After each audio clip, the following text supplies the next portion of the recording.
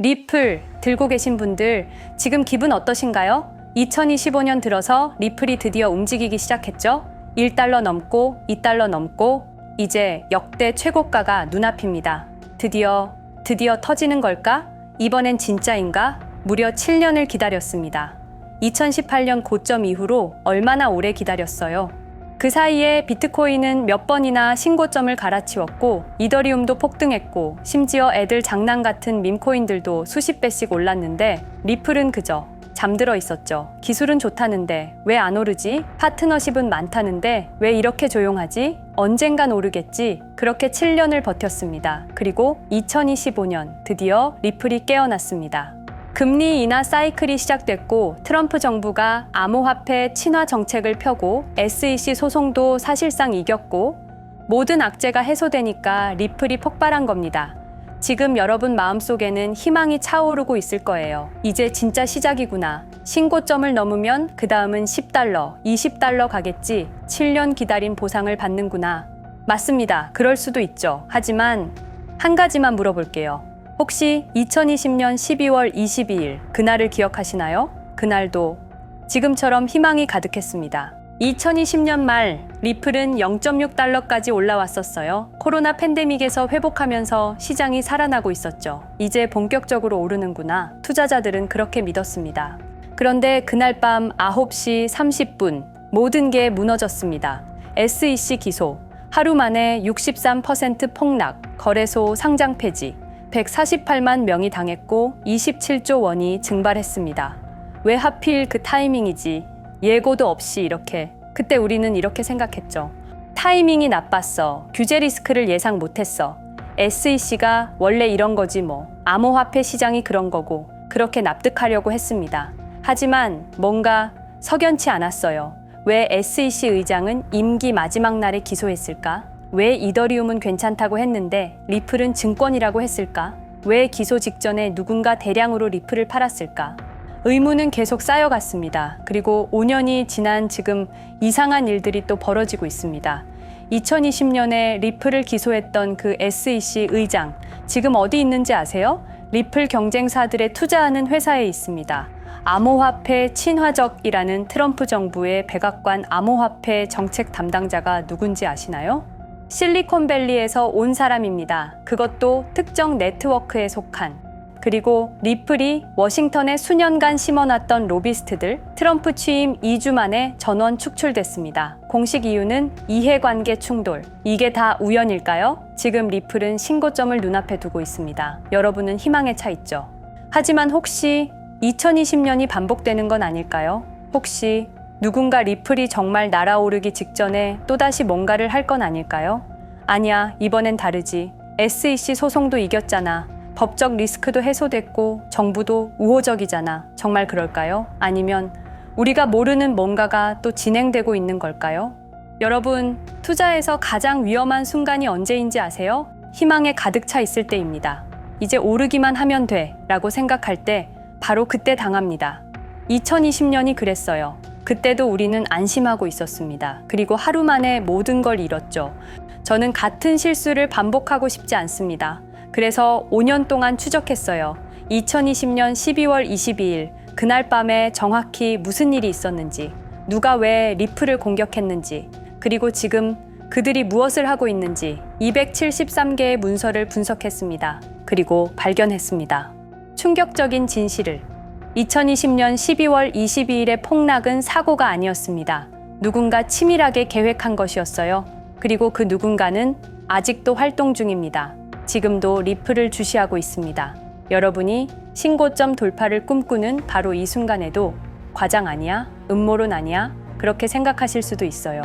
저도 처음엔 그랬습니다. 하지만 증거를 보면 음모론이 아니에요. 패턴이 있습니다. 연결고리가 있어요. 이름도 있습니다. 그리고 그 이름들은 여러분도 아는 사람들입니다. 여러분이 혁신가라고 존경하던 사람들, 테크 산업의 영웅이라고 불리던 사람들, 바로 그들이 리플을 죽인 겁니다. 왜 그들이 리플을 제거하려 했는지 알아야 지금 투자를 계속 유지할지 아니면 빠져나갈지 판단할 수 있습니다. 신고점 돌파 앞에서 흥분하고 있을 때가 아니에요. 냉정하게 봐야 합니다. 과거에 무슨 일이 있었는지, 지금 무슨 일이 벌어지고 있는지, 여러분의 투자를 지키고 싶다면, 아니, 2020년의 악몽을 반복하고 싶지 않다면 지금부터 집중해 주세요. 제가 5년간 추적한 진실을 공개하겠습니다. 2020년 12월 22일 단 하루 만에 리플은 암살당했습니다. 여러분, 제가 오늘 들려드릴 이야기는 단순한 투자 실패담이 아닙니다. 이것은 21세기 가장 정교한 금융 암살 사건에 관한 이야기입니다. 2020년 12월 22일 오후 우리가 투자했던 리플이 하루아침에 반토막이 났습니다. 당시 리플은 63% 급락했습니다. 마치 은퇴 자금이 하루아침에 반토막 나는 것과 같은 생존 본능을 자극하는 충격이었습니다. 그때 리플에 투자하셨던 분들이라면 누구나 기억하실 겁니다. 누군가는 그날 하루 만에 수천만 원을 잃었고 어떤 이는 수억이 사라지는 걸 그저 눈 뜨고 지켜볼 수밖에 없었습니다. 그리고 그날부터 진짜 전쟁이 시작됐습니다. 그때는 우리가 잘못 판단한 줄 알았습니다. 하지만 5년간 추적한 결과 알아낸 진실은 이것은 우연이 아니었습니다. 누군가 치밀하게 계획한 암살이었습니다. 먼저 왜 누군가가 리플을 없애려 했는지 이해해야 합니다. 스위프트라는 시스템을 아시나요? 현재 200여 개국 11,000개의 금융기관이 사용하는 글로벌 송금 네트워크입니다. 벨기에에 본부를 두고 있지만 실질적으로는 미국이 완전히 통제하고 있습니다. 스위프트가 왜 무서운 권력이라고 말을 하냐면요. 2012년 이란 핵제재 때 이란 은행들을 스위프트에서 완전 퇴출시켰습니다. 그 결과로 이란의 경제는 즉시 붕괴가 됐죠. 그리고 2022년 러시아의 우크라이나 침공 후 러시아 주요 은행들도 스위프트에서 퇴출됐는데 그 직후 바로 러시아의 루블화는 30% 이상 폭락했습니다. 즉, 스위프트에서 쫓겨나면 그 나라는 국제거래에서 완전히 고립됩니다. 그런데 리플은 이 모든 것을 우회할 수 있었습니다. 며칠 걸리던 송금이 리플에선 5초면 끝났습니다. 기존엔 몇만 원씩 들던 수수료가 1원도 안 들었습니다. 거기다가 중개은행까지 불필요했습니다. 그리하여 2017년 리플의 위력이 증명되었습니다. 일본 SBI 그룹, 뱅크 오브 아메리카, 산탄데르 은행 등 200개 이상 금융기관이 리플 파트너십을 검토했습니다. 연간 200조 원 규모의 국제 송금 시장에서 리플이 스위프트를 완전히 대체할 수 있다는 것이 증명된 순간, 바로 이때 누군가에게는 생존 위기가 된 것입니다. 리플은 단순한 암호화폐가 아니었습니다. 리플은 미국이 전 세계를 통제하는 금융 무기인 스위프트에 대한 직접적인 도전이었습니다. 스위프트는 돈의 흐름을 틀어쥔 지배의 손길이었습니다. 핵보다 강한 권력, 바로 통화망입니다. 리플 사건을 파헤치다 보니 소름 끼치는 단서들이 발견되기 시작했습니다. 첫 번째 단서, 완벽한 타이밍의 미스터리. 2020년 12월 22일의 타이밍을 분석해 보겠습니다. 12월 22일 오후 9시 30분, SEC 의장 제이 클레이튼은 임기 마지막 12시간을 남기고 전격적으로 리플에 대한 기소를 발표합니다. 그 다음 날인 12월 23일, 제이 클레이튼은 SEC 의장직에서 사임하죠. 충격적이게도 바로 다음 날, 제이 클레이튼은 월리버 에셋 매니지먼트라는 헤지펀드의 자문 역할로 합류하게 됩니다. 월리버 에셋 매니지먼트는 당시 리플과 라이벌 구도를 형성하고 있던 비트코인과 이더리움에 우리 돈 8천억이라는 거액을 투자한 회사였습니다. 그런데 클레이튼은 리플을 기소한 바로 다음 날 이 회사의 자문이 되었습니다. 두 번째 단서, 이더리움 특혜의 진실. 2018년 6월 14일, SEC 기업금융국장 윌리엄 힘먼의 충격적인 연설이 있었습니다. 현재 이더리움의 제공과 판매는 증권 거래가 아니라고 본다. 그런데 힘먼은 SEC에 오기 전 심슨 대처라는 로펌에서 근무했는데 이 로펌은 이더리움 엔터프라이즈 얼라이언스 멤버였습니다. 더욱이 SEC, 재직 중에도 해당 로펌으로부터 상당한 수입을 유지하고 있었습니다. 반면 리플은 리플 CEO가 직접 만나서 명확한 지위를 요청했지만 시간이 더 필요하다며 3년을 더 기다리게 했습니다. 세 번째 단서, 결정적 발견. 가장 충격적인 단서를 발견했습니다. 2020년 12월 22일 리플 기소 발표 직전에 누군가 대량의 리플 매도 주문을 넣었다는 정황이 포착되었습니다. 마치 미리 알고 있었다는 듯이 말입니다. 이 흔적들을 추적하던 중 예상치 못한 곳으로 연결되었습니다. 실리콘밸리였습니다. 은행이나 정부가 아니라 테크 기업들이었습니다. 그것도 우리가 혁신과 자유의 상징으로 알고 있던 바로 그 실리콘밸리 말입니다. 이 세 명의 인물, 이 세 개의 사건, 전혀 관련이 없어 보이지만 공통점이 하나 있습니다. 모두가 실리콘밸리 금융 네트워크와 직접 연결되어 있었다는 겁니다. 모든 흔적이 한 곳을 가리키고 있었습니다. 리플을 제거한 배후로 의심되는 세력들, 많은 단서들이 결국 이곳을 가리키고 있었습니다. 바로 페이팔 마피아라는 이름의 거대한 네트워크였습니다. 2002년 10월 3일 페이팔이 이베이에 매각되었습니다. 이때 페이팔을 퇴사한 50명 중 38명이 새로운 기업을 창업하거나 거대한 투자를 시작했습니다.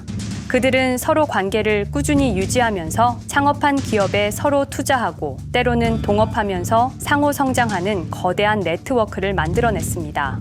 2025년 현재는 우리나라의 GDP보다 큰 규모의 자산을 움직이는 네트워크가 되었습니다. 이제 그들은 기업가가 아닌 제국의 지배자가 되었습니다. AI, 국방, 금융, 심지어 법까지도 전부 그들의 손안에 들어왔습니다. 그중 핵심 인물이 바로 피터 틸인데요. 팔란티어를 창업한 사람입니다. 팔란티어는 CIA, FBI, 미 국방부 등의 정부기관에 데이터 시스템을 독점으로 공급하고 있습니다.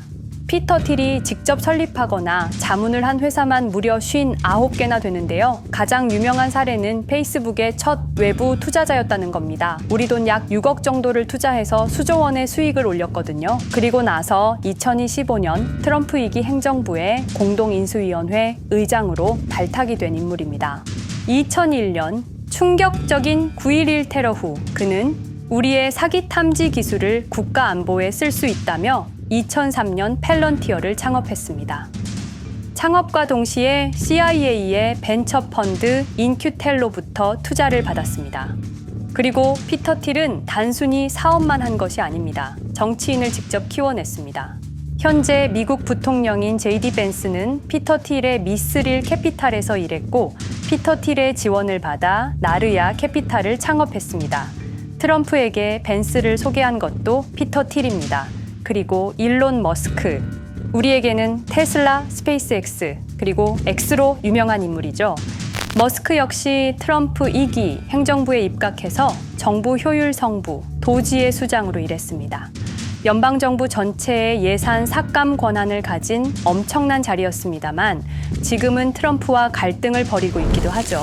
그런데 그가 트럼프의 2024년 대선 최대 후원자라는 건 변하지 않습니다. 무려 2억 9,148만 달러, 우리 돈으로 약 4,300억 원을 기부했는데요. 머스크는 그때부터 기술과 권력을 통합하려는 제국 건설에 나섰습니다. AI, 화성, 인터넷, 금융, 이제는 인류의 생각 그 자체까지 장악하려 하고 있습니다. 머스크는 원래 트럼프 지지자가 아니었습니다. 오히려 바이든을 지지했죠. 하지만 바이든 정부가 백악관 전기자동차 정상회담에서 GM과 포드는 초대하고 테슬라의 수장인 자신은 제외시키자 마음의 상처를 입은 머스크는 공화당 지지자로 돌아섰습니다. 그리고 머스크의 시장 조작 능력은 이미 입증되었습니다. 2021년 5월 환경 문제로 비트코인 결제 중단이라는 트윗 하나로 비트코인을 폭락시킨 후 뒤로는 더 싸게 매집했습니다. 그리고 데이비드 sak스, 현재 백악관 AI 및 암호화폐 차르로 있는 인물이죠. 모든 암호화폐 정책 최종 결정권을 가진 자리에도 페이팔 마피아가 장악한 겁니다. 마지막으로 제드 맥켈럽, 우리에게는 리플의 배신자로 알려진 인물인데요. 아시는 것처럼 리플 공동 창업자였지만 리플을 나와서 스텔라루멘을 출시한 사람입니다. 2013년 리플 퇴사 후 90억 개의 리플을 보유한 상태로 갈등을 벌이다가 결국 2022년 7월까지 리플을 완전 매도해서 4조 2천억의 천문학적인 수익을 올렸습니다. 자, 그런데 여기서 기묘한 커넥션이 나오는데요. 2025년 6월 페이팔의 페이팔 USD가 스텔라루멘 체인으로 이전을 발표합니다. 그리고 SEC 의장 제이 클레이튼도 이들과 연결되어 있었습니다. 클레이튼이 리플 기소 후 바로 합류한 월리버 에셋 매니지먼트는 페이팔 마피아들이 투자한 회사였고 원래는 비트코인, 이더리움에 8천억 정도를 투자했다고 알려져 있었지만 올해 초 내부 기밀 문서가 유출되는 사건이 발생합니다. 그 문서에는 스텔라루멘에 700억 가량 투자했다는 사실과 피터 틸의 팔란티어 주식 1조 6천억 원어치 그리고 페이팔 USD에 대한 투자 내용도 있었습니다. 더욱 충격적인 건 리플 경쟁사들의 집중적인 투자를 이어오고 있었다는 겁니다. 이제 모든 퍼즐이 맞춰지는 느낌이죠. 페이팔 마피아의 리플 제거 작전을 시간 순으로 정리해보자면 1단계, 내부 침투. 제드 맥켈럽이 리플 공동 창업자로 참여해 핵심 기술을 습득한 후 2013년 의도적 갈등 조성 후 퇴사. 90억 개의 리플을 보유한 채 시한폭탄을 설치했습니다. 2단계, 정부 인프라 구축. 피터 틸의 팰런티어가 2003년 CIA 벤처 펀드 투자로 창업 후 2020년까지 주요 정부 기관 핵심 시스템을 장악했습니다. 3단계, 경쟁사 특혜 공작. 윌리엄 힘먼을 통해 2018년 6월 이더리움은 증권이 아니다 발언을 이끌어내면서 리플을 3년간 의도적으로 지연시켰습니다. 4단계, 마지막 일격. 제이 클레이튼이 임기 마지막 12시간 전에 리플을 기소한 후 다음 날 사임, 바로 그 다음 날 리플 경쟁사에 투자하는 회사의 자문으로 합류했습니다. 5단계, 대체제 준비. 2023년 8월 페이팔 USD 스테이블 코인을 출시하고 2025년 6월 제드의 스텔라 블록체인으로 확장을 발표했습니다. 제드의 리플 매도 자금이 스텔라 개발에 투입되었습니다. 6단계, 정치권 완전 장악. 데이비드 sak스가 모든 암호화폐 정책 최종 결정권을, 일론 머스크가 정부 예산 삭감 권한을, 피터 틸이 트럼프 인수위원회 공동의장직을 차지했습니다. 동시에 테크 기업들의 로비 활동도 급증했습니다. 메타는 2024년 역대 최고 금액인 2,443만 달러를 로비로 지출. 메타의 로비스트는 2016년 31명에서 2024년 65명으로 증가했는데요. 의원 8명당 로비스트 1명을 붙인 꼴입니다. 아마존은 의원 6명당 1명씩 담당 로비스트가 붙을 정도로 규모를 확대했고요. 7단계, 경쟁 세력 완전 제거.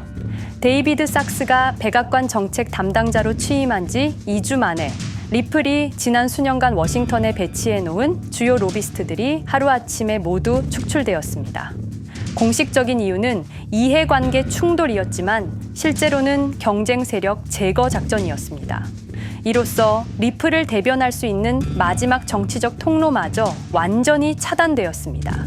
페이팔 마피아의 계획은 리플 공격이 끝이 아니었습니다. 현재 새로운 타겟을 노리고 있습니다. 그리고 그 타겟은 단순한 암호화폐가 아닙니다. 그건 머스크조차 경계할 수밖에 없는 존재, 통제 불가능한 AI 코인이었습니다. 리플에 대한 공격이 성공한 것처럼 보이지만 그들이 아직 해결하지 못한 하나의 문제가 남아 있습니다. 한 AI 코인이 일론 머스크의 테슬라 AI와 XAI를 위협할 수 있는 기술력을 가지고 있다는 것입니다. 그래서 전략이 바뀌었습니다.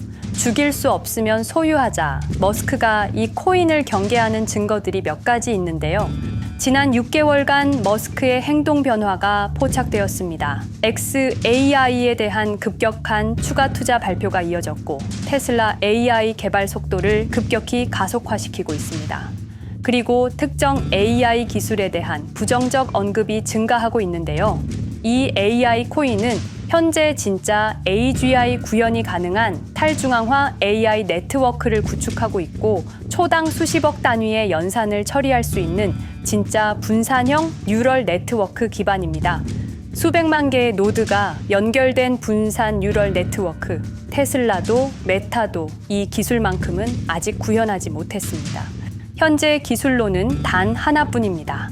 그러나 시가총액은 테슬라의 500분의 1 수준으로 그들이 매집을 멈추지 않는 이유입니다. 2025년 초 이 코인의 공식 계정이 X 플랫폼에서 노출 차단된 정황이 포착됐습니다. 광고 계정도 중지됐고 해당 코인에 대한 설명 영상들도 순식간에 사라졌습니다. 이유는 머스크의 경쟁이 될 수 있는 유일한 AI였기 때문입니다. AI는 이제 권력을 쥐는 자가 인류의 사고를 설계할 수 있는 시대의 열쇠입니다. 머스크가 이 코인을 완전히 소유하게 되면 그의 AI 제국은 완성될지도 모르겠습니다. 하지만 문제가 있습니다. 그들은 이 AI 코인을 죽이지 않았습니다. 그 대신 가격을 철저히 짓눌렀습니다. 검색에서는 사라졌고 알고리즘은 배제했습니다. 누군가는 관심 없는 프로젝트라고 말합니다. 하지만 진실은 정반대입니다. 지금도 머스크와 페이팔 마피아의 자금이 그 코인으로 조용히 흘러 들어가고 있습니다. 가격이 낮은 건 무가치해서가 아니라 그들이 싸게 사고 있기 때문입니다. 그런데 이 AI 코인의 정체를 여기 유튜브에서 공개하려 했지만 치명적인 문제를 발견했습니다. 2005년 페이팔의 웹 디자이너와 개발자들이 동영상 공유 서비스를 만들었는데 그게 바로 지금 여러분이 보고 계시는 유튜브입니다. 체드 헐리, 스티브 첸, 자베드 카림, 유튜브 창립자들도 모두 페이팔 출신입니다. 게다가 일론 머스크는 현재 X를 소유하고 있습니다. 이러한 플랫폼들에서 그들의 AI 제국을 방해하는 정보를 공개하면 검열당할 위험이 있습니다. 그런데 제가 이 코인의 정체를 세상에 폭로한 게 이번이 처음이 아닙니다. 어떤 이유에선지 그 영상은 삭제되었고 이후 채널도 더는 운영할 수 없게 되었습니다. 커뮤니티 가이드라인을 위반한 적은 없었지만 불편한 진실이 다뤄질 때마다 이런 일이 반복됐습니다. 이건 단지 투자 종목 하나를 공유하는 문제가 아닙니다. 이건 우리가 감시와 통제에 맞서 싸울 수 있는 유일한 기회입니다. 영상의 댓글란에 저항이라고 두 글자를 남겨주시고 010-5528-2156 이 번호로 저항 두 글자만 문자로 보내주세요. 그럼 당신은 지금 머스크가 검열하고 페이팔 마피아가 조용히 매집 중인 그 AI 코인의 정체를 가장 먼저 알게 될 것입니다. 우리는 지금 역사의 분수령을 지나고 있습니다. 진정한 탈중앙화 금융이 실현될 뻔했지만 페이팔 마피아의 방해로 더 강력하고 교묘한 지배자들이 통제하는 세상이 오고 있습니다. 페이팔 마피아가 완성하려는 새로운 세계는 팔란티어를 통해 모든 거래를 실시간으로 감시하고 페이팔의 페이팔 USD를 통해 정부 마음대로 계좌를 동결시킬 수도 있고 차세대 스위프트를 통해 우리의 거래를 통제하고 AI 기술 독점을 통해 인류의 사고방식마저 장악하려는 겁니다. 하지만 완전히 포기하기엔 너무 이릅니다.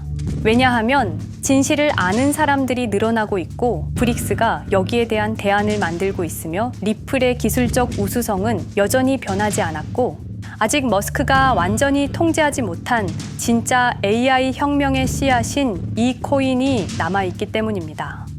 규제 환경이 바뀌고 진실이 밝혀지면 리플은 언제든 재평가받을 수 있습니다.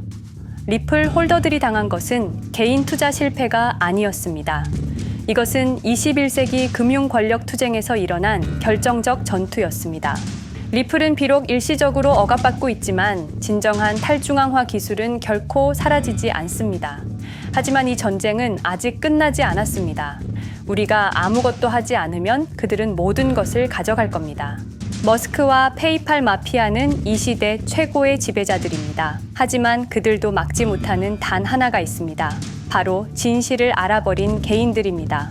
우리는 지금 그들에 맞설 수 있는 거의 유일한 순간에 서 있습니다.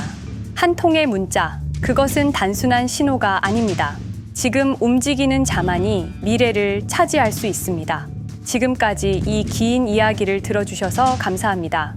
제가 말씀드린 모든 것들은 사실을 기반으로 하며 대부분 공개된 기록들입니다. 기억하십시오. 우리가 침묵하는 순간 그들의 승리는 완성됩니다. 리플은 억압받았지만 그 정신은 살아남았습니다. 그리고 언젠가 진짜 자유로운 AI가 세상에 다시 등장할 그날까지 우리는 싸움을 멈추지 않을 것입니다. 010-5528-2156 이 번호로 저항 2글자만 문자 보내주세요. 이 정보는 지금 공개적으로 전할 수 없습니다. 저항이라는 신호를 보내주신 분들께 제가 직접 확인 후 순차적으로 보내드리겠습니다. 당신의 작은 선택이 우리 모두의 미래를 바꿀 수 있습니다. 지금이 바로 우리가 다시 시작할 순간입니다. 저항에 동참해주세요.